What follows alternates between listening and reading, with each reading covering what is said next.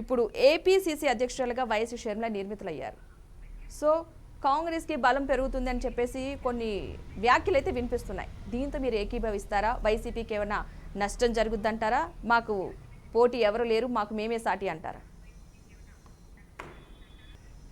అండి, మొదటగా ఇప్పుడు మన టీడీపీ వాళ్ళు మాట్లాడిన మాటలు కానీ చూసుకున్నట్లయితే రాష్ట్రంలో అన్నీ ఏదో వాళ్ళ అభూత కల్పనలు కల్పిస్తున్నారు. ఒకసారి చూడండి, ఒకసారి 32 లక్షల ఇళ్ల పట్టాలనండి పేదవాళ్ళకి ఏమి ఇవ్వలేదని అంటారండి. 11,600 కోట్ల రూపాయలు ఖర్చు పెట్టి భూములు కొని 32 లక్షల మందికి ఇళ్ల పట్టాలు ఇచ్చారండి. ఒక్క ఎకరా అయినా కొనేసిన పరిస్థితి కానీ, ఒక్క ఎకరా కొనేసిన చరిత్ర కానీ చంద్రబాబు నాయుడు గారికి ఉందా అండి?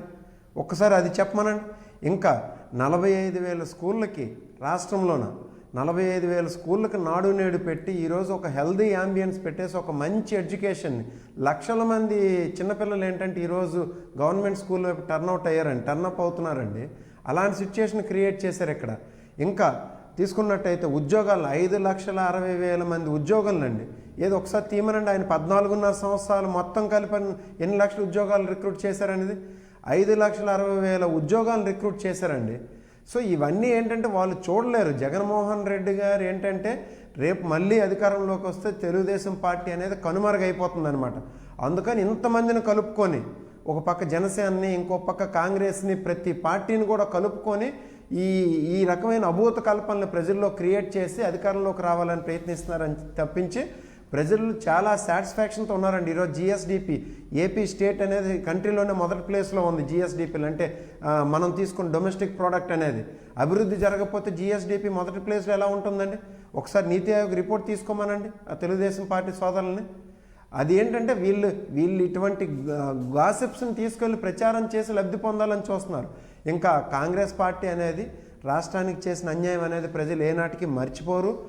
రాష్ట్రంలో అది కాంగ్రెస్ పార్టీ ఆల్రెడీ చనిపోయిన పార్టీని ఇంకెవరు తీసుకొచ్చినా ఇప్పటివరకు ఎంతోమంది పెద్దలు ఉన్నారు. ఎవరు మన కేవీపీ రామచంద్రరావు గారు ఉన్నారు, తులసిరెడ్డి గారు ఉన్నారు, గిడుగు రుద్రరాజు గారు ఉన్నారు, పల్లంరాజు గారు ఉన్నారు.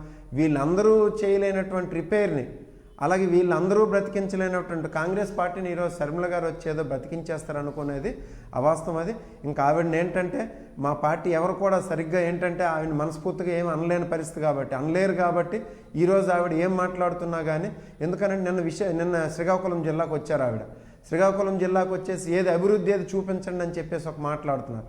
నిజంగా అభివృద్ధి శ్రీకాకుళం జిల్లా కానీ చూపించాలనుకుంటే రమ్మనండి, క్లియర్గా చూపించగలం. ఈరోజు మూలపేట పోర్టుకు వెళ్తున్నారండి. మూలపేట పోర్టు అభివృద్ధి పనులు ఎంత శరవేగంగా జరుగుతున్నాయి. ఇంకా నేను ఇప్పుడే చెప్పాను, కిడ్నీ రీసెర్చ్ హాస్పిటల్ కన్స్ట్రక్ట్ చేసి ఓపెన్ చేయడం జరిగింది. 20,000 మంది చనిపోయారండి గత 10-15 సంవత్సరాల నుండి కిడ్నీ రోగాలతో. వాళ్ళకి వంశధార ప్రాజెక్ట్ నుండి తీసుకొచ్చి సర్ఫేస్ డ్రింకింగ్ వాటర్ని ప్రొవైడ్ చేస్తారండి 700 కోట్లు పెట్టేసి. ఇవన్నీ అభివృద్ధి కాదా అండి? తెలుగుదేశం పార్టీ శ్రీకాకుళం జిల్లాకే చూసుకున్నట్లయితే ఒక అంబేద్కర్ యూనివర్సిటీ అయితేనే, రిమ్స్ మెడికల్ కాలేజ్ అయితేనే, వంశధార ప్రాజెక్ట్ అయితేనే, లేకపోతే ఆఫ్షోర్ ప్రాజెక్టు, ఈ Mulapeta port, Budagatlapalem fishing harbour, ఇలాంటి మెయిన్ ప్రాజెక్టులో ఒక్క ప్రాజెక్ట్ అయినా చంద్రబాబు నాయుడు గారు 14 సంవత్సరాల్లో శ్రీకాకుళం జిల్లాకు చేసిన కంట్రిబ్యూషన్ ఏమైనా ఉందంటే చెప్పమనండి, ఓపెన్ డిబేట్కి రమ్మనండి. ఇవన్నీ వదిలేసి షర్మిల గారు ఏంటంటే జగన్మోహన్ రెడ్డి గారిని అంటున్నారు. అభివృద్ధి పదాన్ని తీసుకెళ్తున్నటువంటి జగన్మోహన్ రెడ్డి గారిని అంటే ప్రజలు హర్షించరండి. ఏమీ చేయనటువంటి 14.5 సంవత్సరాలు ముఖ్యమంత్రిగా ఉండి ఏమీ చేయనటువంటి శ్రీకాకుళం జిల్లాకి ఏమీ చేయలేదు ఆయన. సో ఆయన అనమనండి, ఆయనంటే ప్రజలు హర్షిస్తారు. సో ఇవన్నీ చూస్తుంటే ఏంటంటే ఇటు కాంగ్రెస్ పార్టీ కూడా తెలుగుదేశం పార్టీకే మద్దతు పలికి, ఇటు జనసేన కూడా తెలుగుదేశం పార్టీకే మద్దతు కలిపి వీళ్ళందరూ ఏంటంటే జగన్మోహన్ రెడ్డి గారి మీద ఒక రకమైన విషం కక్కడమే కనిపిస్తుంది తప్పించి ఇంకోటి కాదండి. ఓకే, సైదా గారు మీరు మాట్లాడుతున్నారు, ఇందా కాల్ కట్ అయింది, మాట్లాడండి సైదా గారు. సైదా గారు మీ వాయిస్ రావట్లేదు, మ్యూట్ లో ఉంది. మీ వాయిస్ రావట్లేదు. సైదా గారు మాట్లాడండి. అమ్మా నా వాయిస్ వినిపిస్తుందా? వినిపిస్తుందండి. ఓకే అండి, మాట్లాడండి. అమ్మా ఒకటమ్మా, మీకు పెద్దలందరూ కూడా నమస్కారం. వైసీపీ నాయకులు సోదరులు రవికుమార్ గారు మాట్లాడతా మాకేమి లేదు, ఈ రాష్ట్రంలో ఉన్నటువంటి 99% మంది రేపు ఎన్నికల్లో ఓట్లు వేస్తారు, మహిళలంతా మా ఇంటే ఉన్నారు. మా ముఖ్యమంత్రి గారు నేను మీటింగ్ లో కూడా చెప్పారు, మీ కుటుంబాలకి న్యాయం జరిగితే నాకు ఓటు వేయండి, మహిళలే నాకు స్టార్ క్యాంపెయినర్లు అని చెప్పి మాట్లాడినట్టుగా ఆయన చెప్తా ఉన్నారు. చాలా సంతోషం ఉంది. అయితే ముఖ్యమంత్రి గారికి అంత ప్రజాభిమానం ఉంటే, ఈ రాష్ట్ర ముఖ్యమంత్రి జగన్మోహన్ రెడ్డి గారికి అంత ప్రజాభిమానం ఉంటే, ఈ రోజు ఎమ్మెల్యేలన్నీ అటెండర్లాగా ట్రాన్స్ఫర్ చేయడం అవసరం ఏందమ్మా? ఆయన బొమ్మ పెట్టుకుని ఎలక్షన్ లో గెలిచినటువంటి శాసనసభ్యులు ఈ రోజు మరి అటెండర్లాగా మారుస్తా ఉన్నాడు. దానికి సమాధానం చెప్పండి. అలాగే మీకు ప్రజాభిమానం ఉంటే పరదాలు మాటున నీ సొంత నియోజకవర్గం పులివెందుల్లో, నువ్వు రాయలసీమ బిడ్డవి, నీ సొంత నియోజకవర్గం పులివెందుల్లో పరదాలు మాటున ఎందుకు నువ్వు కార్యక్రమం నిర్వహిస్తా ఉన్నావు? నీ పర్యటనలు కొనసాగుతా ఉన్నాయి. చెట్లను కొట్టేస్తున్నావు, పుట్టలను కొట్టేస్తున్నావు.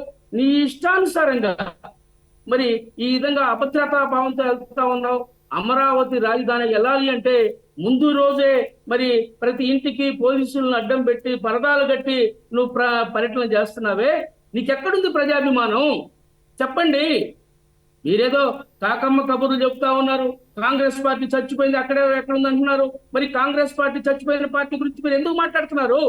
షరీఫులమ్మ ఈ రోజు పిసిసి అధ్యక్షురాలుగా బాధ్యతలు చేపట్టిన తర్వాత మీ గొంతు ఎందుకు లెగుస్తా ఉంది?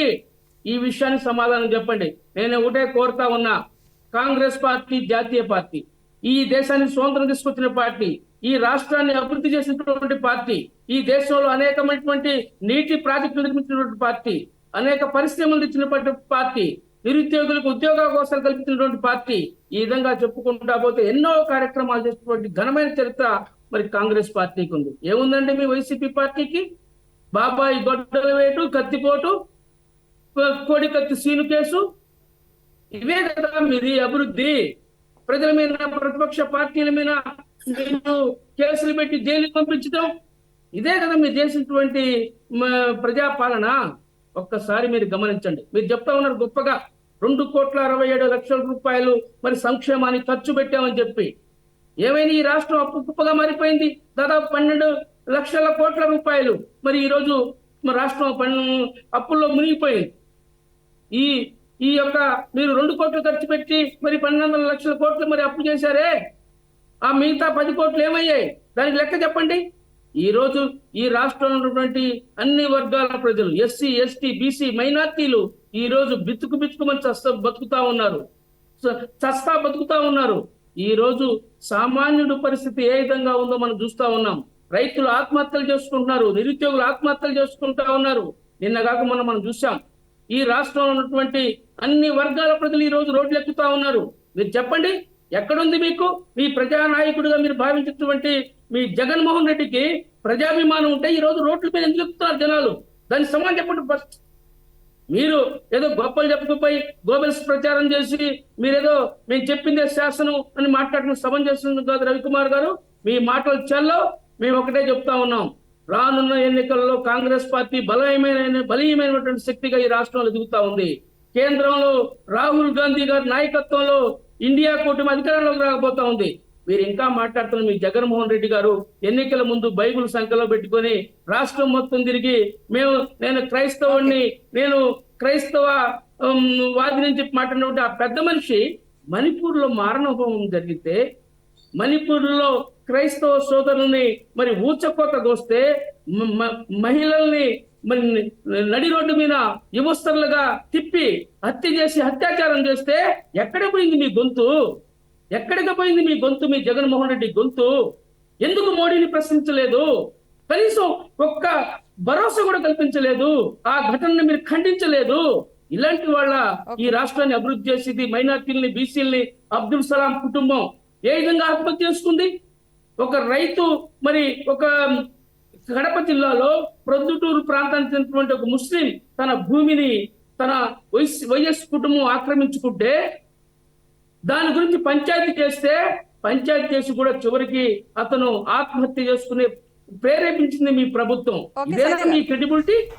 చెప్పండి దీని సమాధానం రవి గారు. ఉత్తమ మాటలు చెప్పి మసిబూసి మాయరడి మాయకాయ చేసి ఈ రాష్ట్రాన్ని వంచాలనుకుంటే మీరు పరాభవం తప్పదు. మీరు మరొకసారి షర్మిలమ్మ గురించి కానివ్వండి, కాంగ్రెస్ పార్టీ గురించి కానీ తక్కువ మాట్లాడితే ఈ రాష్ట్ర ప్రజలు మీకు బుద్ధి చెప్తారని చెప్పి మీ ద్వారా తెలియజేస్తున్నానమ్మా. ఓకే సైద్ గారు.